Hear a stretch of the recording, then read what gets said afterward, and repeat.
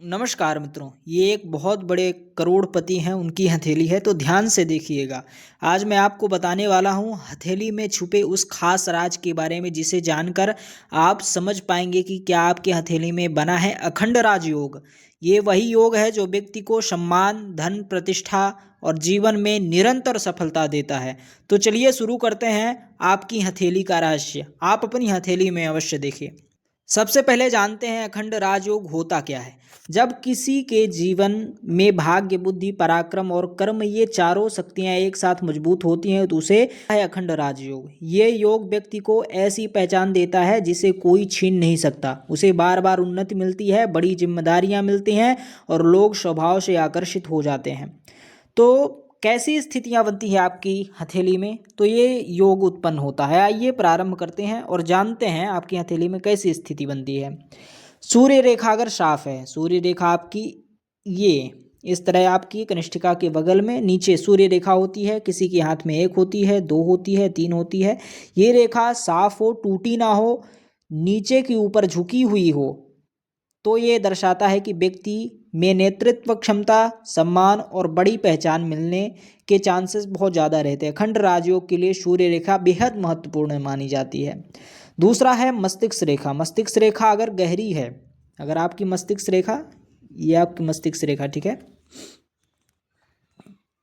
ये आपकी मस्तिष्क रेखा गहरी है, सीधी है, बीच से कटी फटी नहीं है तो बताया है कि व्यक्ति के निर्णय बेहद पक्के होते हैं। ऐसी रेखा राजयोग को मजबूत करती है क्योंकि बिना सही निर्णय के कोई राजयोग टिक नहीं सकता।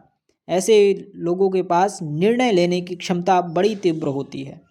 अब जानते हैं तीसरा। तीसरा क्या कहता है? भाग्य रेखा। आपकी भाग्य रेखा सीधे मणिबंध से चलकर गुरु पर्वत या कि फिर शनि पर्वत तक जाए।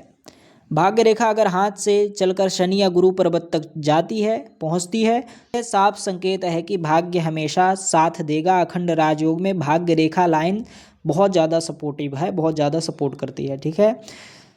आगे जानते हैं गुरु पर्वत उभरा हुआ है। गुरु पर्वत आपका ये है, ठीक है, ये आपका गुरु पर्वत है। तर्जनी उंगली के नीचे वाला गुरु पर्वत माना जाता है। ये उठा हुआ है, इसके बीच में ज़्यादा क्रॉस ना लगे हों।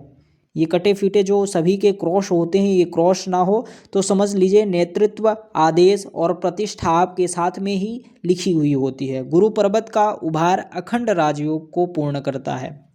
चंद्र पर्वत। अब आगे जानते हैं चंद्र पर्वत। ये होता है आपका चंद्र पर्वत, ये होता है चंद्र पर्वत, ठीक है। चंद्र पर्वत गंदा ना हो, साफ हो, क्रॉस या जाल से भरा ना हो तो मन स्थिर रहता है। लेकिन अगर यह साफ और उलझा हुआ दिखाई नहीं दे रहा तो दिक्कतें हो सकती है। अगर उलझा हुआ नहीं है तो व्यक्ति के अंदर कल्पना शक्ति और दूरदर्शिता होती है जो राजयोग में बेहद महत्वपूर्ण मानी जाती है। अब हम जानते हैं अखंड राजयोग की अंतिम पहचान क्या होती है। अंतिम पहचान किस तरह जानेंगे हम? सूर्य रेखा।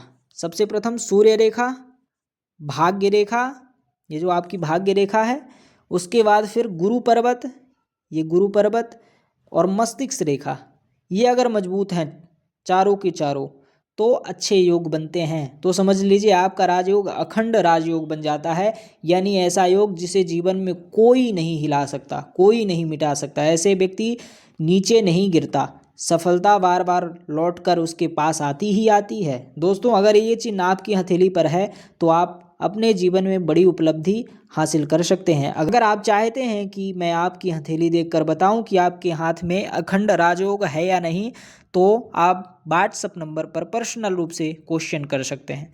चलिए आपसे मिलते हैं अगली वीडियो में। सभी को जय श्री राम, जय श्री राधे, नमस्कार।